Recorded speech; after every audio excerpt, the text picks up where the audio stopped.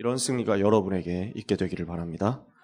하나님은 하나님의 백성들, 특히 언약 잡고 기도하는 전도자에게 이 승리를 반드시 주시게 되어 있고 또한 이 승리를 주시려고 약속하셨습니다. 오늘 우리가 하나님께 집중한다면 하나님은 반드시 이 응답의 문들을 우리에게 여실 것입니다. 역사서 강해하고 있는데요. 오늘 19번째가 됩니다.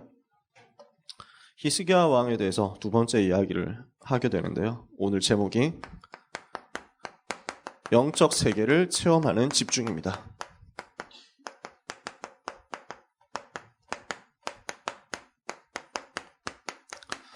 사실은 열왕기하 19장 이 말씀을 아마도 여러분들이 많이 알고 계실 겁니다. 이미 알고 계시는 말씀이니까 오늘은 여러분이 편안하게 말씀을 들으면서 그 속에서 내가 집중 회복해야 되겠구나 하는 것들을 찾아내게 되셨으면 좋겠습니다. 전도자의 삶의 방식이 뭡니까? 전도자는 어떤 방식으로 살아가야 됩니까?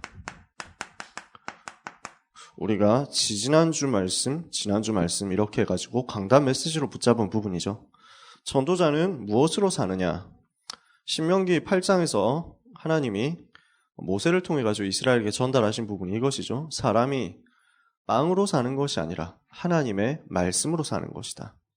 그 말은 내가 노력해서 얻어낸 결과를 가지고 사는 인생이 아니라는 것입니다. 우리의 인생은 많은 것을 노력해가지고 얻어서 살아가려고 하는 불신자하고 다릅니다. 하나님이 위에서 주시는 은혜를 받아서 사는 삶입니다. 전도자는 무엇으로 사느냐? 하나님의 말씀으로 산다. 전도자는 무엇으로 사느냐? 하나님의 은혜로 산다. 그렇다면 우리는 뭐 하면 되느냐? 그 하나님의 은혜를 사모하면 됩니다. 하나님 나에게 은혜를 주십시오. 그죠? 그래서 우리가 방금 찬송했잖아요. 주 예수여 은혜를 부어주사 곧 충만케 하옵소서. 하나님의 은혜 충만해지면 이것으로 사는 것입니다. 삶의 방식이 어떻습니까? 불신자들은 쉽게 여기에 빠집니다. 아니, 이거 아니면 살 수가 없잖아요. 불신자의 삶의 방식은 인본주의입니다. 사람 방법으로 사는 거죠. 근데 불신자뿐만 아니고 많은 종교인들이 똑같이 이렇게 살아갑니다. 인본주의 쓰는 거죠. 인본주의 쓰는 사람들의 특징 나옵니다. 뭐 말만 하면은 그래도 내가 해야지, 뭔가 해야지. 하나님이 주신다고는 하지만 그래도 사람이 뭔가 해야지. 사람이 해야 될 도리는 다 해야지. 이렇게 얘기합니다. 굉장히 맞는 말인데 무서운 말입니다. 이 말 때문에 사실은 하나님의 역사를 체험 못하게 됩니다. 하나님의 역사와 자기가 하는 일을 구분하고 있거든요. 하나님의 은혜로 우리는 100% 살아가는 거예요. 단 1%도 하나님의 은혜 없이 된 것이 없습니다. 우리에게는요. 우리는 전부 하나님의 은혜예요. 여러분 안 그렇습니까? 여러분 구원받은 것 속에, 여러분이 구원받고 하나님 자녀 된 것 속에 혹시라도 여러분의 공로 조금이라도 있습니까? 여러분이 조금 노력해가지고 하나님이 저 친구 좀 괜찮은데 구원해 줄까? 이렇게 생각하게 만든 것이 하나라도 있습니까? 저는 단 한 가지도 없습니다. 하나님이 저를 예뻐해 줄 이유가 없고 구원해 줄 이유가 없고 사랑해 줄 이유가 없었습니다. 단 하나도 하나님의 은혜를 받을 조건이 없고 자격이 없는 나를 하나님이 일방적으로 무조건적으로 사랑하셔서 전적인 은혜를 베풀어 주셨습니다. 그래서 저는 이 자리에 있을 수 있게 됐습니다. 100% 하나님의 은혜죠. 여러분도 마찬가지일 거라고 생각합니다. 우리가 이 전도운동 하게 된 것 100% 하나님의 은혜죠. 단 하나도 내가 잘한 것이 없습니다. 단 하나도 내가 잘나서 얻은 것이 없습니다. 전부 하나님의 은혜거든요. 그러니까 가면 갈수록 발견되는 게 뭐냐면 내가 한 게 아무것도 없었구나라는 것입니다. 나는 아무것도 한 것이 없고 전부 하나님께서 은혜로. 주변 사람들이 보면 착각하거든요. 야, 저 사람 열심히 했다. 저 사람 참 수고했다. 저 사람 참 대단하다. 이렇게 착각하는 경우가 있는데 나는 알고 있죠. 나는 확신하고 있는 부분이 뭐냐면 내가 한 게 단 하나도 없다는 거예요. 내가 한 것과 하나님이 주신 것이 분리돼가지고 따로 있지 않습니다. 하나님의 자녀는 100% 그것조차도 하나님의 은혜죠. 그렇지 않습니까? 근데 인본주의를 쓴다는 말은 그게 구분된다는 얘기예요. 내가 뭐 좀 하고 그래도 학생이 공부는 해야지. 맞는 말인데 이게 사상으로 들어가 버리면 큰일 납니다. 내가 뭔가를 해가지고 하나님이 감동받아가지고 은혜를 준다? 이렇게 착각하게 되거든요. 인본주의로 살면 어떻게 됩니까? 되는 것 같지만 끝에 결과가 반드시 무너지게 됩니다. 인본주의 쓰면 처음에 좀 되는 것 같거든요. 빨리 되는 것 같아요. 사람 머리 굴려가지고 가는 방법이기 때문에. 당장은 되는 것 같은데 결과는 큰 실패로 오게 됩니다. 그냥 실패가 아니라 사실은 큰 실패예요. 왜 그렇습니까? 이 배경에 반드시 사단이 활동하기 때문에 그렇습니다. 마귀가 역사하는 통로가 바로 인본주의입니다. 그래서 인본주의의 특징이 나오잖아요. 요한복음 8장 44절 너희 아비 마귀니까 그래서 마귀 따라서 하는 게 처음부터 살인하는 것, 진리에 서지 못하고 진리가 그 속에 없으면 진리에 서지 못하고 거짓을 말할 때마다 자기 것으로 말하는 것. 이는 그가 거짓말장이요 거짓의 아비가 되었습니다. 거짓말하는 것. 이게 지금 사람들의 삶의 방식입니다. 요한복음 10장 10절 삶의 방식 어떻습니까? 죽이고 도둑질하고 빼앗는 것. 이게 지금 사람들의 삶의 방식이잖아요. 그 배경에 누가 있다고요? 너희 아비, 마귀. 이게 있는 겁니다. 사람들은 전혀 모르고 살아갑니다. 요즘 여러분 혹시 들어보셨습니까? 비트코인이라는 거 들어보셨어요? 비트코인. 나는 못 들어봤다 하는 사람 손 들어봅시다. 못 들어봤어. 저는 비트코인이 뭔지 모릅니다. 한 두 분 계시는데 세상과 나는 광고도 없고 오직 그리스도만 바라보는 전도자 두 분이 손을 드셨습니다. 비트코인이라고 가상화폐가 있어요. 저도 뭔지는 잘 모르겠어요. 도대체 뭐 구체적인 내용은 잘 모르겠고 근데 이 가상화폐 하나를 가지고 그러니까 컴퓨터로 암호화해서 만드는 화폐라고 해요.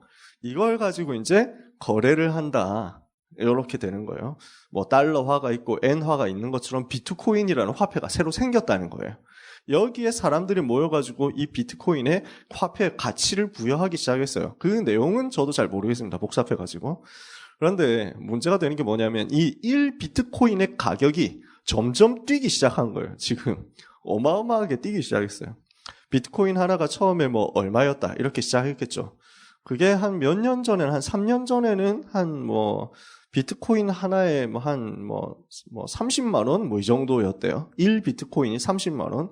지금 2천만 원까지 올라갔습니다. 이러니까 난리를 친 거예요. 2천만 원 더 넘게 올라갔는지 어떤지 잘 모르겠어요. 하여튼 이게 뛰니까 사람들이 난리가 난 거예요.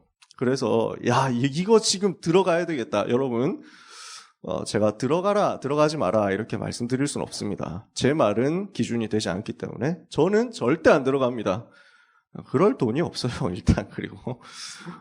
그리고 지금 나오는 게 무슨 가치를 보고 하는 거냐. 이게 지금 투기하는 거지. 아무튼 이렇게 해가지고 근데 현장에서는 광풍이 들었어요. 그래서 지금 이 비트코인 이걸 사가지고 부자가 되겠다. 순식간에 뭐 집 한 채 값을 벌었다더라. 뭐 이게 소문 나가지고 난장판이에요 지금. 이렇게 되니까.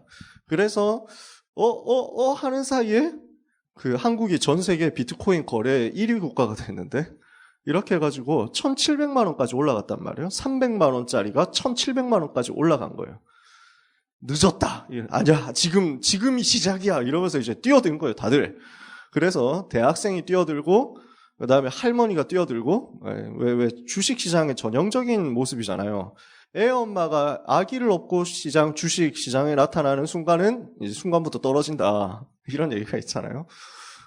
여러분이 주식을 하려면 이제 회사에 대해서 공부를 해야 되고, 경제에 대해서, 흐름에 대해서 공부를 해야 되는데, 이 공부 없이 가면은 반드시 무너지게 돼 있죠. 유명한 명언이 있지 않습니까? 2억 원을 주식으로 1억 원을 금방 주식으로 버는 방법이 있다. 뭐냐? 2억을 가지고 시작하는 것이다라는 거죠. 1억을 날린다는 말이에요. 근데 이게 지금 비트코인 현장에 일어나고 있는데 그 지금까지 막 10년 동안 모았던 돈을 다 갖다 부어 가지고 이걸 사들였는데 2천만 원대, 1,700만 원에 산 사람들이 지금 2천만 원 돼 가지고 300만 원 벌었네 이러면서 하고 있는 거예요. 그 중에는 이미 옛날에 샀던 사람들은 거의 이제 막 재벌급 됐다 이렇게 소문 퍼져가지고 그래서 이게 지금 시작이다 이렇게 해가지고 2천만 원, 2,400만 원에 들어간 사람들이 하루 만에 몰락하는 역사가 일어났는데 10년 동안 모았던 걸 하룻밤 만에 날려버리고 막 이러는 거예요. 지금 평균 시세가 한 1,500만 원에서 1,700만 원 이 사이에서 왔다 갔다 하는데 어떻게 될지 또 몰라요. 쓸데없는 얘기를 하는 것 같은데 뭐가 있냐면 이렇게 하니까 여기에 대해서 거짓 정보를 퍼뜨리는 사람들이 나왔어요. 근데 이 거짓 정보를 퍼뜨리는 사람들이 무슨 정보를 퍼뜨려도 지금 이거는 이게 뭔지도 사람들이 잘 모르고 투자하는 거기 때문에 이게 먹히는 거예요. 새로운 암호화 기술이 발견되었다. 뭐 이런 식으로 해가지고 이걸로 하면은 된다. 이렇게 해서 그 말을 듣고 원래는 팔아버리려고 했던 사람들이 팔지 않고 더 사버렸어요. 근데 알고 보니까 그게 고등학생의 장난이었어요. 고등학생이 장난친 거예요. 이렇게 해가지고 이 고등학생이 얼마를 벌고 갔는지는 모르겠지만 이 고등학생 때문에 날아간 돈이 어떤 사람들의 이야기에 따르면 뭐 거의 몇 조 원 수준이다라는 얘기까지 있어요. 정확하게 잘 모르겠어요. 이러니까 이 고등학생에 대해서 이제 난리를 치는 거예요. 그런데 이게 문제가 뭐냐면 이 비트코인에 대한 법률이 전혀 없습니다. 이러니까 이걸 가지고 사기를 쳤으니까 그 깜빵에 넣어주십시오라는 게 안 먹힙니다. 안 돼요. 그러니까 이 친구를 고등학생을 처벌할 방법이 없는 거예요. 무슨 고등학생을. 이러니까 이제는 막 중국에서 누구 고등학생의 집 주소를 다 알아내가지고 살인 청부한다는 얘기가 나오고 있어요. 네.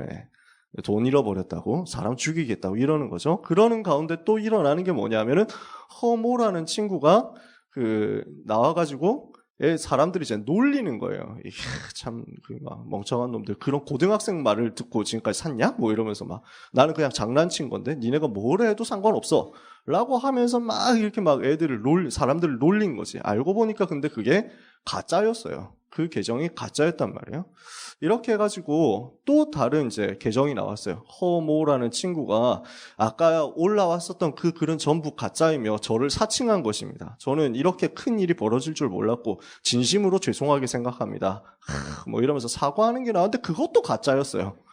이렇게 해가지고 오만 가짜의 가짜가 지금 나돌고 있어요. 이게 지금 시장입니다. 현장이에요. 처음에 가짜를 해가지고 사기를 친 사람이 있고, 그 다음에 이걸 빙자해가지고 가짜로 놀린 사람이 있고, 이 가짜를 뭐 비판하면서 내가 진짜라고 한 가짜가 있고, 이런 식으로 전부 속임수 쓰고 있어요. 이게 지금 현장에서 치열하게 돌아가고 있는 모습입니다. 우리는 어디에 넣어야 되겠냐? RUTC에 넣어야 됩니다. 우리는 헌당헌금에 넣으면 돼요. 괜히 그 없어질 것에 막 휩쓸리면 안 됩니다. 어떻게 무너질지 어떻게 될지 모르는 거예요. 세상의 방법은 그겁니다. 인본주의 써가지고 사람 속이고 죽이고 무너뜨리고 내가 그거 밟고 결국 이렇게 되면요 자신도 망하고 주변도 망하게 만듭니다. 대표적인 게 누굽니까? 발람.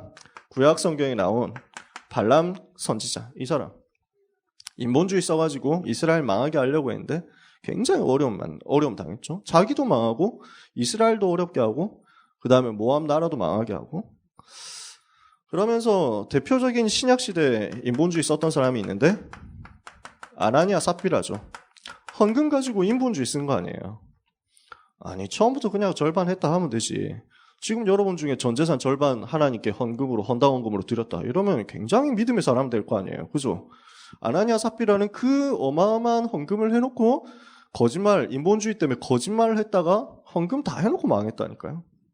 자기도 망하고 현장도 어렵게 만드는 거죠. 인본주의입니다. 우리의 삶의 방식은 인본주의 아니죠. 우리가 말씀 받았습니다. 믿음으로 사는 것이다. 믿음으로 사는 사람, 믿음으로 사는 후대.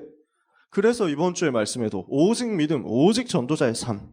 성경은 믿음의 사람들이 어떻게 승리했는지에 대한 증거가 쫙 나타나 있습니다. 히브리서 11장. 성경 전체가 또 교회사 전체가 믿음으로 살면 승리한다는 사실을 말씀하고 있습니다.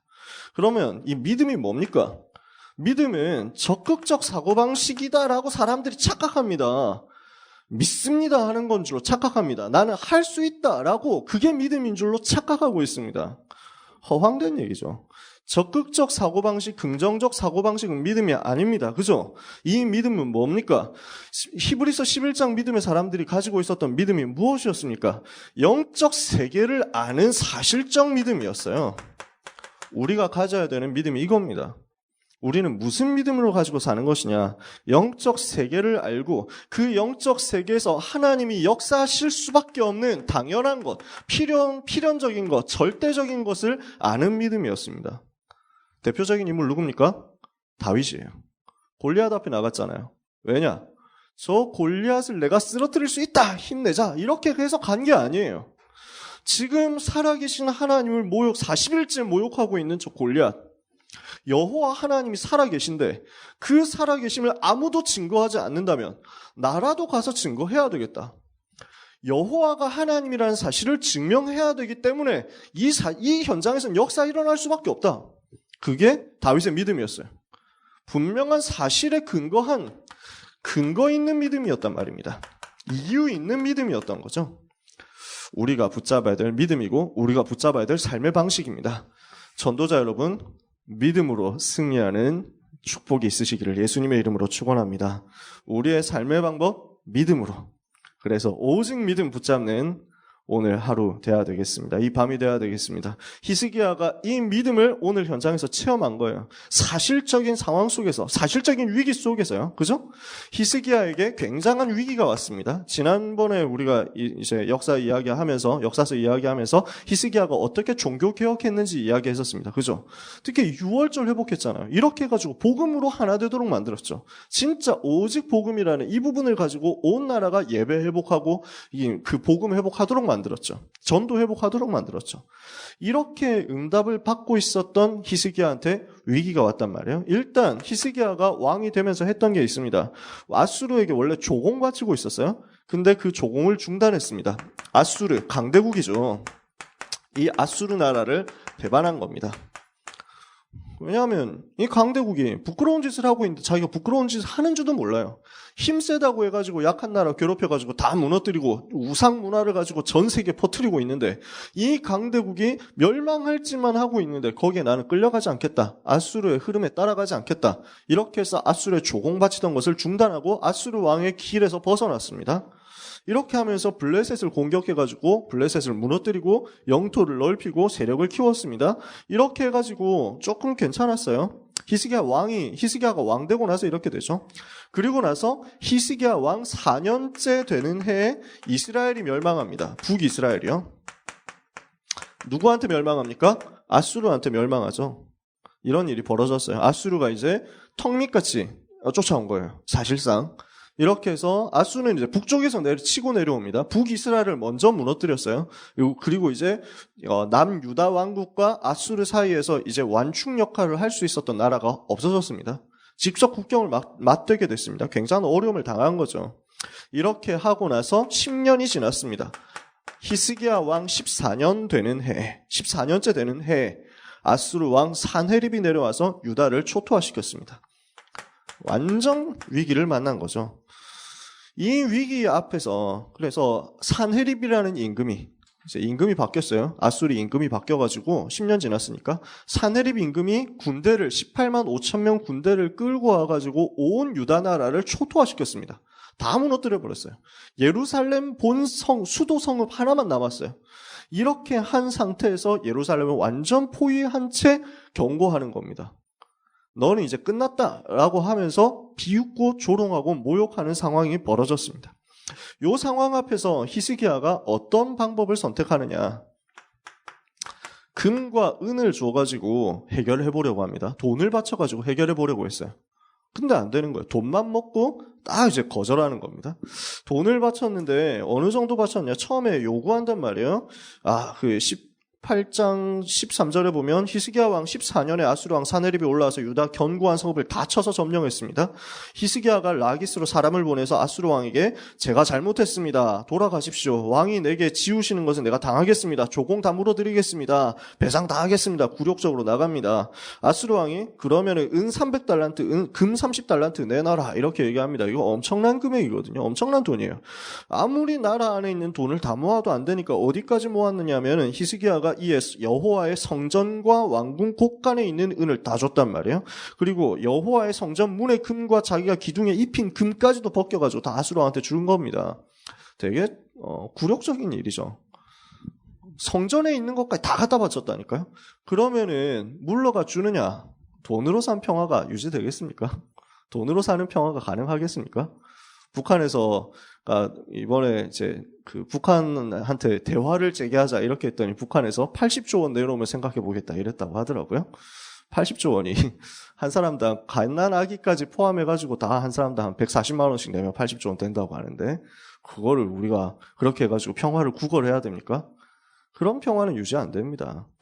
이건 인본주의 수준에서도 그런데 지금 히스기야가 급하니까 머리가 안 돌아가잖아요. 급하니까 지금 자기의 속에 있었던 깊은 인본주의가 툭 튀어나오는 거예요. 부끄럽게도. 금은을 바쳤는데 안 됩니다. 두 번째, 외교로 뭔가 해보려고 합니다. 자기를 도와줄 나라가 없겠느냐 이렇게 해가지고 애굽을 의지해 봅니다. 저 구스 에티오피아 나라를 의지해 봅니다. 이렇게 해가지고 자기 동맹을 어떻게든 맺어가지고 이 상황에서 탈출해 보려고 애를 씁니다. 됩니까? 안 되는 거예요. 아수르 이길 나라가 없습니다. 아수르가 지금까지 모든 나라를 다 쳐서 무너뜨렸습니다. 이러면서 이제 놀립니다. 너네가 그렇게 하는 것도 다 알고 있다. 너희가 지금 애굽에 사자 보냈지, 이집트에 사신 보내가지고 자기 지금 너희들 도와달라고 얘기하려고 하는 거지. 알고 있다. 그런 것들 다 잡아낸다 우리가. 그걸 왜 모르겠냐? 이렇게 하면서 비웃으면서 얘기합니다. 야, 이집트라는 거는 갈대 지팡이다. 그 짚고 서가지고 자기 손 찔린다. 이렇게 하면서 완전 조롱하고 모욕합니다. 여러분, 히스기야가 위기 앞에서 사람의 방법으로 돌아가 버렸어요. 위기를 만났을 때 진짜 자기 모습이 나오거든요. 우리의 진짜 모습은 뭐겠습니까? 우리의 진실된 모습이 뭐겠습니까? 진짜 어려움 나오고 위기 만났을 때 우리가 어디로 돌아가고 있습니까? 이걸 한번 생각해 봤으면 좋겠어요. 정말 위기 만났을 때 나는 사람을 바라보느냐 아니면 여호와를 바라보느냐. 우리가 하나님 바라보는 응답의 사람들이 다 되었으면 좋겠습니다. 진실한 모습이 극한의 위기 때 나오게 되어 있거든요. 여러분의 진실은 하나님과 소통되는 모습으로 나오게 됐으면 좋겠습니다. 이렇게 해가지고 실패하죠. 이제 아수르 왕 신하가, 랍사게라는 신하가 와가지고 예루살렘 성 밑에, 성 바로 밑에까지 와가지고 이제는 사람들 다 들으라고 하면서 유다를 모욕하고 히스기야를 모욕하고 여호와 하나님을 모욕합니다. 진짜 심하게 욕하고 모욕하고, 야, 지금 우리가 너희 포위 다 했다. 너희 이제 끝났다. 너희는 이제 죽었어. 아무리 해봐야 소용없다. 너희가 혹시 여호와 믿으면 된다고 착각하는지 모르겠는데 우리가 지금까지 모든 신 다 쓰러뜨려 왔거든. 우리가 이기지 못한 나라와 신이 없었다. 헛소리 하지 말고 헛생각하지 마라. 곱게 말할 때 항복하는 거, 너희 임금을 갖다 묶어가지고 우리한테 바치고 항복하는 거 말고는 길이 없다. 이런 식으로 막 조롱합니다. 이렇게 하고 있는 상황에서 비로소 히스기야가 깨닫게 된 게 뭐냐면은 지금 이 상황은 영적 싸움이다라는 것이 발견되는 거예요. 영적인 싸움이다. 랍사게라는 사람이 와가지고 뭐라고 하느냐면은 여호와 하나님을 모욕하거든요. 하나님을 위해서 나는 들고 일어나야 되겠구나라는 것이 깨달아지는 거예요. 나는 여호와를 설명하기 위해서 이 시간에 영적 싸움 해야 되겠구나. 이걸 본 겁니다. 우리는 이 시대에 하나님의 영광이 땅에 떨어지고 있는 현장을 향해서 거룩한 분노를 가지고 영적 싸움을 시작해야 됩니다. 하나님은 자기의 영광을 다른 자에게 빼앗기지 않으시죠. 하나님을 모욕하고 있는 이 시대와 이 현장 앞에서 우리는 영적 싸움 당당히 해야만 됩니다. 세상이 뭐라고 하든지 현장에서 어떤 소리를 듣든지 우리는 여호와 앞에서 여호와를 위하여, 이것을 깨달은 히스기야가 집중 속으로 들어가는 거죠. 위기 속에서 비로소 정말 하늘 보좌를 움직이는 집중의 능력을 회복하게 된 것입니다. 먼저 이사야 선지자한테 부탁해요. 사람 보내가지고. 자기가 성전으로 들어가면서 사람을 보내가지고 이사야 선지자에게 부탁합니다. 기도해달라. 그래서 메시지를 먼저 받습니다. 메시지 받으려고 해요. 말씀부터 받아야 되겠다는 거죠. 위기 만나면 어떻게 해야 됩니까? 여러분이 위기 만났을 때 진짜 목회자에게 부탁하셔야 돼요. 기도를 부탁하셔야 됩니다. 전도자에게 숨기지 마세요. 여러분 개인의 사정, 여러분 속에 있는 깊은 것, 제발 이거 가지고 우리 목회자들이 그런 것들을 딴 데 가가지고 막 털어놓고 발설하고 막 이렇게 비밀 다 불어버리고 이런 사람들은 아니거든요. 여러분이 꼭 부탁하는 내용이 있으면 당연히 우리는 조용히 기도합니다. 정말로. 히스기야가 이 상황 앞에서 이사야 선지자에게 기도를 부탁합니다. 지금 이 위기를 만났으니까 기도해 주십시오. 라고. 그러니까 이사야가 기도하고 있다 이야기하면서 걱정하지 마라. 하나님께서 이기게 하실 것이다. 지금 여기서는 무너질 상황이 아니다. 하나님께서 구원하실 수밖에 없다. 당연 필연 절대에 대해서 이야기합니다. 왜 그렇습니까? 히스기야가 지금까지 왕 돼가지고 14년 동안 해왔던 게 뭡니까? 14년 동안 히스기야 임금이 왕으로서 했던 사역이 무엇입니까? 복음 전했던 사역이거든요.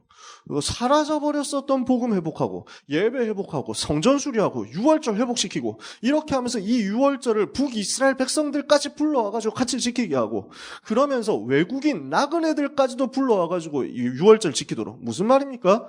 그리스도에 대해서 모든 사람이 깨닫도록 하는 전도를 넘어서 선교까지 회복시킨 인물이란 말이에요. 그러니까 전도의 비밀을 알고 선교의 비밀을 알고 렘넌트라는 단어의 중요함을 알고 있는 히스기야가 여기서 망해가지고 사라질 수 있느냐? 히스기야를 통해가지고 하나님은 무엇을 작정하셨느냐면 그리스도 보낼 것을 작정하셨습니다. 당연한 거죠. 왜 그렇습니까? 아브라함과 다윗의 자손으로 오실 예수 그리스도거든요.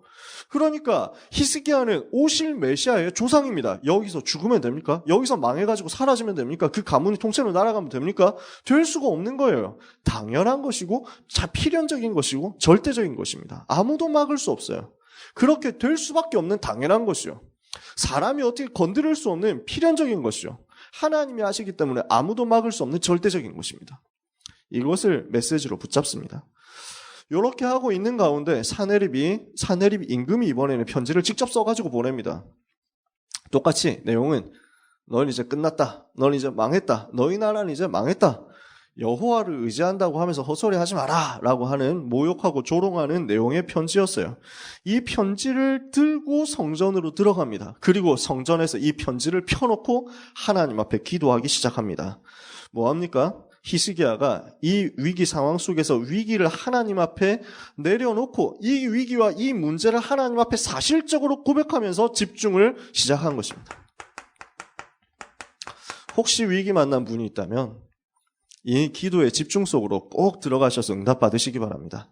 어떻게 기도합니까? 오늘 우리가 읽은 본문입니다. 19장 14절에 보니까요. 히스기야가 사자의 손에서 편지를 받아보고 여호와의 성전에 올라가서 그 편지를 여호와 앞에 펴놓고 기도합니다. 그죠?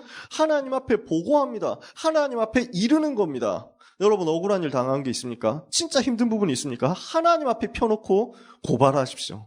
하나님 앞에 펴놓고 호소하는 겁니다. 하나님, 이것을 봐주십시오. 하나님, 여기를 봐주십시오.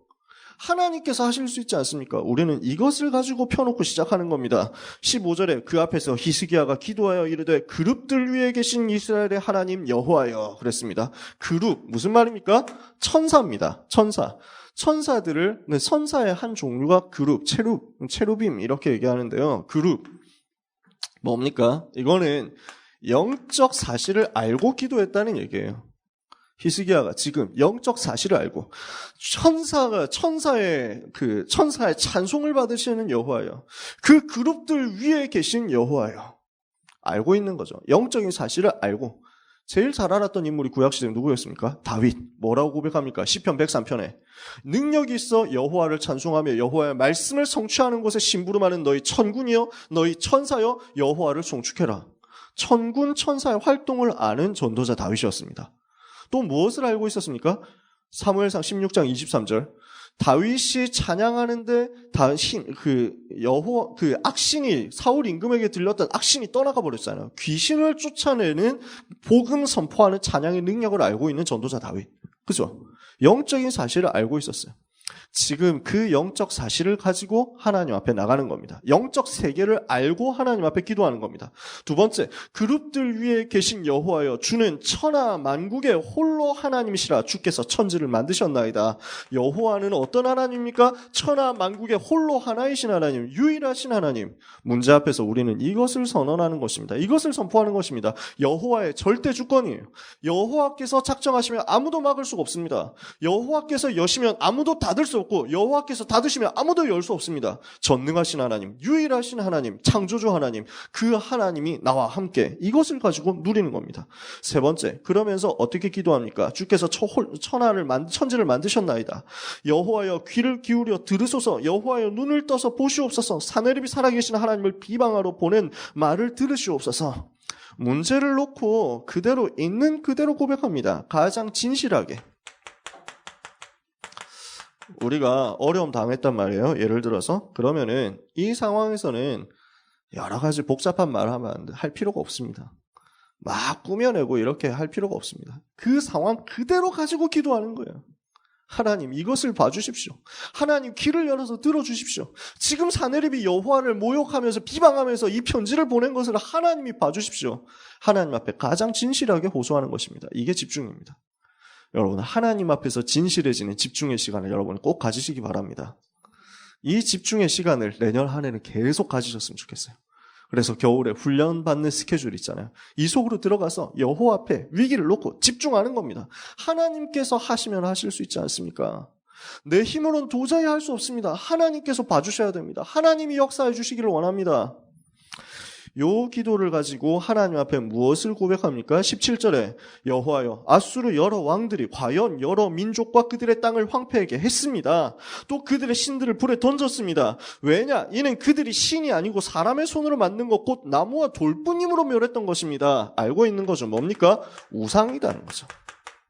지금 우리가 싸우는 것은 우상과의 싸움이다.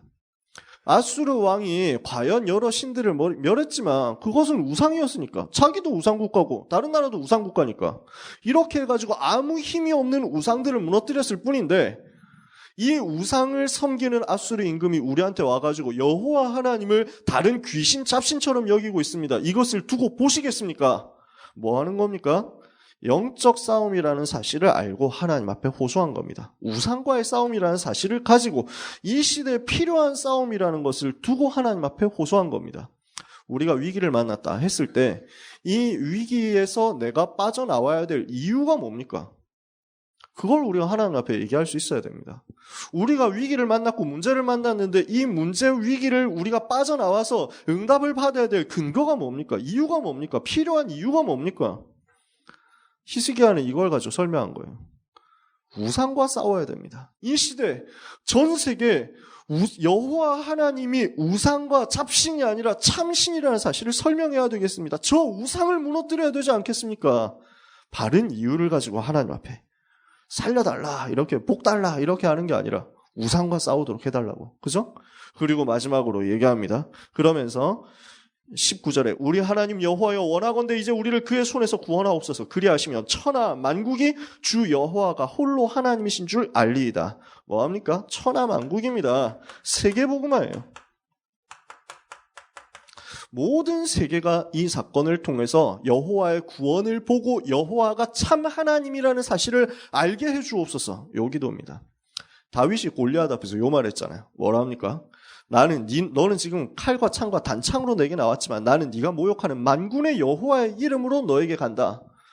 네가 모욕하는 만군의 여호와의 이름, 그 이름을 위해서 싸운단 말이에요. 그러면서 뭐합니까? 내가 오늘 너를 이 자리에서 죽여서 여호와 하나님이, 이스라엘의 여호와 하나님이 계시다는 사실을 천하 만국으로 하여금 알게 할 것이다. 요 고백, 요 기도. 위기 만났을 때 우리는 복음을 선포해야 되겠고, 이 복음을 가지고 하나님 앞에 사실적으로 나가서 집중해야 되겠고, 이 복음의 근거를 가지고 이 복음을 전하기 위하여, 이 복음을 막는 우상을 무너뜨리기 위하여 하나님 앞에 가장 진실하게 서야 되겠습니다. 하나님은 이 기도를 반드시 응답하시게 되어 있습니다. 우리가 붙잡아야 될 집중의 방법이죠. 세 번째, 이렇게 하니까 하나님 어떻게 역사하셨습니까? 하나님이 하신 일을 우리는 알고 있습니다. 하나님이 무슨 일을 하셨느냐? 기적이 일어난 건 알고 있는데 중요한 건 그 기적 이전에 하나님이 말씀을 먼저 주셨다는 것입니다. 이 집중을 하니까 이 집중의 결과로 제일 먼저 찾아오는 게 뭐냐면은 당장 눈에 보이는 증거가 올 수도 있는데 그보다 더 먼저 오는 것은 말씀입니다. 문제 만났다. 위기 만났다. 우리가 인본주의 쓰지 않고 복음을 붙잡고 여호와 앞으로 나간다. 하나님은 제일 먼저 말씀으로 역사하십니다. 그래서 풍랑 만났잖아요. 바울이 로마로 가는데 풍랑 만났잖아요. 집중해서 기도하거든요. 하나님이 어떻게 하십니까? 바울아 두려워 마라. 네가 가이사 앞에 서야 하리라. 어젯밤에 나에가 속한 바 나의 섬기는 하나님의 사자가 내 곁에 서서 말하되 바울아 두려워 마라. 너는 가이사 앞에 서게 될 것이다. 메시지부터 받죠. 말씀부터 받는 거예요. 위기 앞에서 말씀부터, 메시지부터. 이게 정상적인 과정입니다. 그래서 먼저 선지자를 통해서 말씀을 주시면서 역사하셨는데요. 여러분, 위기를 통과하는 우리의 방법은 인본, 사람의 방법, 사람의 노력, 사람의 수준, 사람의 뭔가 수단이 아닙니다. 하나님의 말씀인 줄 믿습니다. 이 말씀이 어떻게 선포됩니까? 열왕기하 19장 20절에서 34절까지의 내용이에요.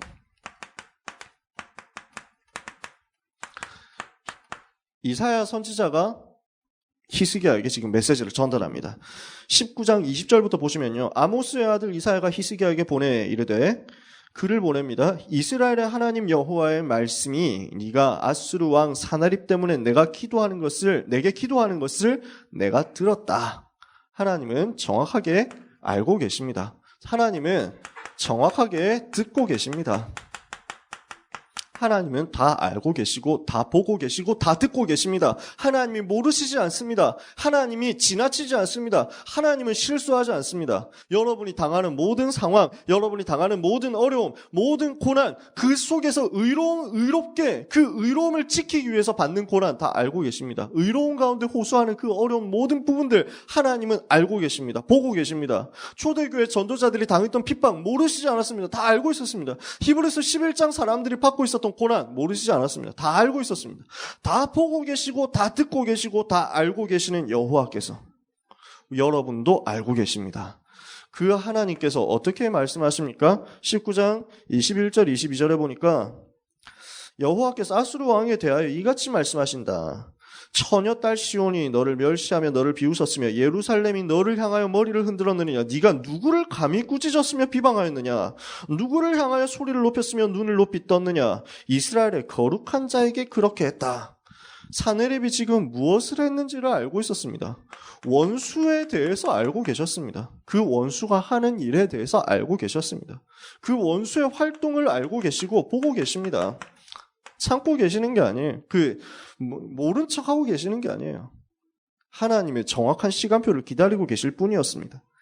23절부터 쭉 나오는데 지금 아수르 임금이 어떻게 했느냐, 어떤 일을 행했느냐라는 것들을 이야기하면서 27절에 말씀합니다. 네 거처와 네 출입과 네가 내게 행한 분노를 내가 다 알고 있다. 네가 내게 향한 분노와 너의 교만한 말이 내 귀에 들렸다. 그러므로 내가 갈고리를 네 코에 꿰고 재갈을 네 입에 물려 너를 오던 길로 끌어 돌이키리라. 그 교만한 하나님을 대적하는 그 교만한 것들을 알고 계시고 그 교만을 무너뜨리시겠다. 말씀하시는 것입니다. 하나님을 대적하는 교만한 자는 하나님이 반드시 무너뜨리시죠. 여호와께서는 교만한 자를 대적하신다 그랬잖아요. 그러면서 사무엘상 2장에 한나가 기도하는데 한나가 찬양하는데 뭐라고 찬양합니까? 여호와를 대적하는 자는 산산이 무너지리라. 하늘 우레로 그들을 치시리로다.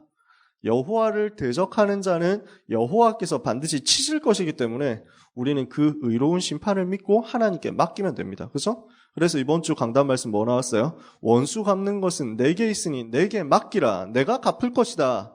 너는 원수를 위해서 축복해라. 하나님께서 나머지 것을 하실 것이다. 그래서 우리가 원수 갚으려고 발버둥 치는 게 아니고 발버둥 칠 바에 복음 받게 해달라고 기도하는 거예요. 하나님은 나머지 선하게 정의롭게 반드시 심판하시게 되어 있기 때문입니다. 그러면서 말씀합니다. 유다가 구원받게 될 것이다. 그죠? 그리고 이 유다가 구원받는 것은 사람의 손으로 되는 것이 아니라 하나님의 손으로 되어질 것이다. 라는 것을 말씀합니다. 29절부터요. 또 이게 보일 징조가 이러하니 너희가 금년에는 스스로 살아난 것을 먹고, 왜냐하면 농사가 안 되도록 다 황폐해졌으니까요. 그런데 스스로 자라난 것을 먹게 하시겠다는 거예요. 굶겨 죽이지 않게 하겠다는 거예요. 죽지 않게 하겠다는 거예요. 내년에는 그것에서 난 것을 먹되 제3년에는 심고 거두며 포도원을 심고 그 열매를 먹으리라. 다시 회복하고 시작하게 만들겠다는 거예요. 그러면서 30절에 유다 족속 중에서 피하고 남은 자는 다시 아래로 뿌리를 내리고 위로 열매를 맺을지라. 남은 자 이제 다시 뿌리 내리고 열매 맺도록 하겠다는 것입니다. 남은 자는 예루살렘에서부터 나올 것이요 피하는 자가 시온산에서부터 나올 것이다. 여호와 열심히 이 일을 이루리라. 여호와의 열심히 이 일을 이루리라. 여호와의 열심히 참사랑 교회를 위하여 이 일을 이루리라. 여호와의 열심히 여러분을 위하여 전도자를 위하여 렘넌트를 위하여 이 일을 이루리라. 이것을 믿고 승리하는 밤이 되기를 원합니다. 여호와께서 하신다. 여호와의 손이 역사하시면 아무도 막을 수 없죠. 그래서 뭐라고 하십니까? 32절 33절에 보니까 그러므로 여호와께서 아수르 왕을 가리켜 이르시기를 그가 이 성에 이르지 못하며 이리로 화살을 쏘지 못하며 방패를 성을 향하여 세우지 못하며 치려고 토성을 쌓지도 못하고 오던 길로 돌아가고 이 성에 이르지 못하리라 하셨으니 이는 여호와의 말씀이니라. 여호와께서 심판하신다. 그 말이죠. 그러면서 마지막에 말씀합니다. 34절에 내가 나와 나의 종 다윗을 위하여 이 성을 보호하여 구원하리라. 하나님께서 하나님을 위하여 그리고 하나님의 종 다윗을 위하여 직접 구원을 행하시겠다. 왜 그렇게 해야 됩니까? 아까 좀 말씀드렸잖아요. 다윗을 위하여입니다. 다윗을 위하여. 다윗에게 주셨던 언약이 여기서 무너지면 안 된다는 거예요. 무슨 언약입니까? 너의 자손 중에 그리스도 온다. 그 언약이거든요. 여기서 무너지면 그 언약이 성취될 수 없잖아요. 다윗은 그래서 히스기야에게 하나님이 이것을 알게 한 겁니다. 너는 여기서 무너질 수 없다. 여기서 무너지면 하나님의 언약이 깨지는데 깨질 수가 없다. 반드시 응답받게 돼 있다. 아브라함이 이걸 아니까 그게 믿음이었죠. 무슨 믿음이었습니까? 자기가 여기서 자기 아들 이삭을 하나님께 제물로 바친다고 해도 하나님께서 다시 살려주실 수밖에 없다. 왜? 그래야 이삭을 통해서 하나님은 천하만민에게 복의 근원 되도록 만들겠다 했거든요. 그 이삭이 여기서 죽는다? 그러면 하나님께서 다시 살려주셔야 맞다는 거예요. 그게 믿음이에요. 사실을 아는 믿음, 복음의 흐름을 아는 믿음입니다. 그죠? 히스기야에게 하나님이 이것을 말씀하십니다. 너는 여기서 무너질 수 없다. 하나님이 바울에게 이것을 말씀했습니다. 네가 이 풍랑 속에서 죽을 수 없다. 왜? 너는 로마에 가서 이 복음의 흐름을 전달해야 되기 때문에 아직 죽을 수 없고 아직 망할 수 없는 거예요. 우리에게 주어진 1000명, 그 1000명이 다 하기까지 우리는 절대 망할 수가 없습니다. 죽을 수도 없습니다. 실패할 수도 없습니다. 천국 못 갑니다. 여러분, 하나님이 여러분에게 주신 1000명, 소명, 사명 발견하시길 바라고 이 1000명, 소명, 사명이 확실하다면 반드시 승리한다는 확신 가지고 하나님 앞에 날마다 집중으로 나가시기 바랍니다. 하나님은 하시게 돼 있어요. 이 말씀이 하나도 빠짐없이 성취됐잖아요. 어떻게 성취됐습니까? 하나님이 천사를 보냈잖아요. 사자 하나 보냈어요. 이 밤에 여호와의 사자가 나와서 아수르 진영에서 군사 18만 5천 명을 친지라. 아침에 일찍 일어나 보니 다 송장이 되었더라. 통쾌하지 않습니까? 하나님이 갚으시는 거예요. 하나님의 사자 하나만 동원돼도요. 주의 사자가 동원되니까 역사 일어나는 겁니다. 이거는 못 막아요. 이거는 이길 수 없습니다. 영적 세계에서 하나님은 지금도 일하고 계십니다. 그리고 이렇게 문제 일으켰었던 그 사네립이 어떻게 됐습니까? 36절 37절에 아수르 왕 사네립이 떠나 돌아가서 니느웨에 거주하더니 안 죽었어요. 18만 5천 명 다 죽였는데 한 명 딱 안 죽었는데 그게 사네립입니다. 왜 하나님이 사네립 안 죽였을까요? 그때 천사가 사네립까지 임금까지 다 그냥 목 날릴 수 있었는데 왜 안 그랬을까요? 시체 보라고. 여호와를 대적했다가 내가 이렇게 됐구나. 시체를 눈으로 확인하라고. 그게 하나님 방법이었습니다. 여러 가지 학설이 있는데 급성 전염병으로 다 죽었다. 이렇게 얘기하는 학자도 있고 어떤 학자는 자기들끼리 그 내분 착각해가지고 서로 싸우다가 죽었다. 이렇게 하는 사람도 있고 우리는 어떻게 죽었는지 이거에 대해서 막 딱히 궁금해할 필요가 없습니다. 하나님이 천사 보내면 하룻밤에 불러가는 거 간단하거든요. 그죠? 하나만 있어도 돼요. 만약에 여러분이 렘넌트 운동을 한다. 하나만 동원돼도 엄청 18만 5천 꺾을 수 있는 주의 천사가 여러분을 위해서 군대로 동원되게 돼 있습니다. 증거가 뭐예요? 도단성 운동이죠. 도단성에 렘넌트 운동을 하는 사람들이 모여 있었단 말이에요. 그러니까 하나님은 이 도단성을 보호하기 위해서 천사 하나만 보내도 되는데 하늘 군대, 불말, 불병거를 동원하셨거든요. 이 자리가 이 시대 도단성 된다. 그러면 하나님은 여러분을 위해서 불말, 불병거를 보내시는 줄 믿습니다. 사네립이 이거 시체 다 본 다음에 충격받고 자기 나라로 돌아갔어요. 어떻게 됩니까? 그가 그의 신 니스록의 신전에서 경배할 때 아드람멜렉과 사레셀이 그를 칼로 쳐 죽이고 아라라산으로 그들이 도망하면 그 아들 에살핫돈이 대신하여 왕이 됐다. 어떻게 돼요? 암살당하죠. 그리고 아수르는 서서히 무너지기 시작합니다. 싹 내리막길 되는 거예요. 하나님의 심판은 막을 수 없습니다. 우리가 여기서 붙잡아야 되는 것이 무엇입니까? 우리가 붙잡아야 될 내용이 있는데 첫 번째, 영적 세계 체험하는 집중의 능력을 반드시 회복해야 되겠습니다. 영적 세계예요. 주일 오후 예배도 말씀드렸지만 분명히 영적 세계가 존재하고 있고 이 영적 세계를 움직일 수 있는 그리스도 이름의 능력과 권세와 비밀을 우리가 가지고 있는데 그게 기독 신자에게 주신 최고 특권인데 대부분 신자들이 이걸 전혀 못 누리고 있다니까요. 이러니까 현장에서 3단체의 가짜는 것들한테 가짜는 주장에 가짜는 이념에 다 영적인 걸 빼앗기고 있다니까. 말이 안 되는 일이거든요. 있을 수 없는 일이거든요. 근데 지금 이렇게 돼버렸어요. 우리는 이것을 회복해야 됩니다. 영적 세계를 체험하는 집중의 능력을 가져야 되겠는데 이 집중의 능력이 어디에서 나옵니까? 오늘 얘기했지만 말씀에서 나옵니다. 말씀 붙잡을 때, 말씀의 근거를 가지고 집중 속으로 들어갈 때 이것을 체험할 수 있습니다. 두 번째, 사실을 근거로 내게 온 문제, 내게 온 위기, 이것을 가지고 하나님 앞에 진실하게 나가서 이걸 근거로 해서 집중해야 됩니다. 세 번째, 영적 사실을 가지고 영적 세계에서 하나님은 일하고 계신다는 것을 가지고 근거로 해서 집중해서 들어가서 능력 체험해야 되겠습니다. 두 번째, 우리의 싸움이 누구와의 싸움이냐라는 것을 항상 생각해야 돼요. 우리는 지금 무엇과 싸우고 있습니까? 이 시대에 역사하고 있는 우상과 싸우는 것이다. 사단과 싸우는 거예요. 흑암 세력과 싸우는 것입니다. 복음 막는 흑암 세력과 싸우는 거예요. 그렇기 때문에 우리의 싸움이 영적인 싸움이기 때문에 인본주의로 싸우면 실패해요. 인본주의로서 이 영적인 부분을 두고 싸우는 건데 인본주의 동원해가지고 싸우면 안 됩니다. 안 되게 돼 있어요. 그래서 우리는 인본주의 버리고 오직 믿음으로 영적 싸움 싸우는 겁니다. 특히 그 중에서 영적 싸움 싸워야 되는 부분이 있는데 강대국 그리고 강대국을 통해서 전달되고 있는 우상문화 이걸 두고 영적 싸움 반드시 해야 됩니다. 이렇게 기도하면서 영적 싸움 싸우면요. 하나님은 시대마다 그렇게 하셨던 것처럼 시대마다 전도자들에게 천사를 보내시고 흑암 세력을 무너뜨리는 권세 주셨던 것처럼 동일하게 우리에게 역사하시게 되어 있습니다. 틀림없이 영적 세계에서 중요한 응답의 역사 일어나게 될 것입니다. 마지막 세 번째예요.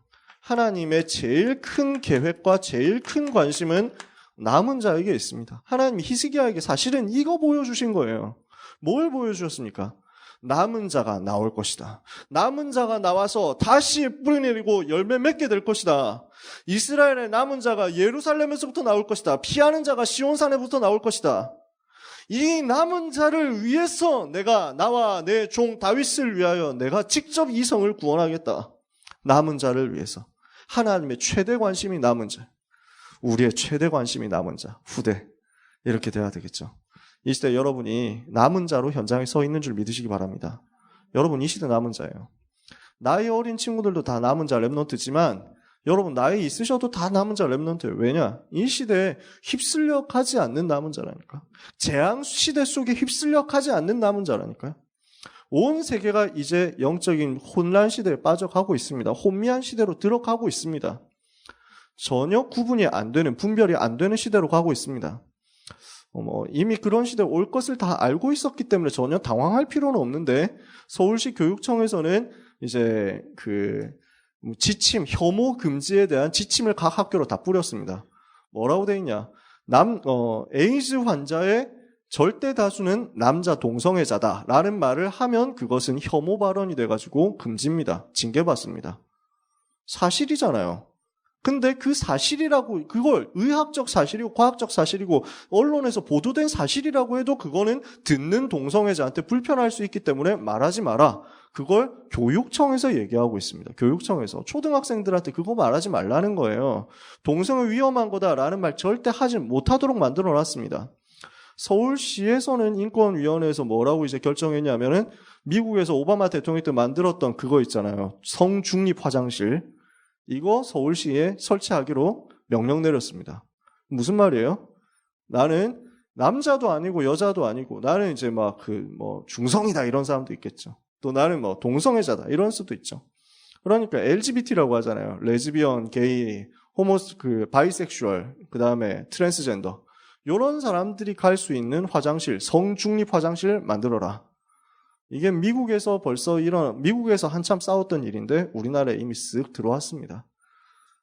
지금 당장은 조금 싸우는 사람이 있을 수 있습니다만 몇 년 안 갈 거예요. 몇 년 안 가가지고 이게 당연한 것처럼 다 들어가게 됩니다. 왜냐? 이미 젊은 세대는 거기에 생각이 다 먹혀버렸어요. 이미 다 먹혔습니다. 제가 자꾸 비관적인 얘기를 하는 것 같지만 현실은 이것보다 훨씬 더 암담하고 어둡습니다. 여러분에게 제가 그 비관적인 이야기를 다 못합니다. 하면 스트레스만 받고. 현실이 그래요. 그 속에 우리가 살아가고 있고 우리 후대가 살아가고 있습니다. 뭡니까? 남은 자예요. 우리는 그냥 정치 싸움 하자는 게 아니에요. 우리는 그냥 이념 싸움 하자는 수준이 아닙니다. 복음 지켜야 돼요. 복음 붙잡아야 되거든요. 이 복음 붙잡고 이 시대 역사는 우상 문화와 싸워야 되거든요. 이 싸움 안 하면은 후대를 빼앗기기 때문에.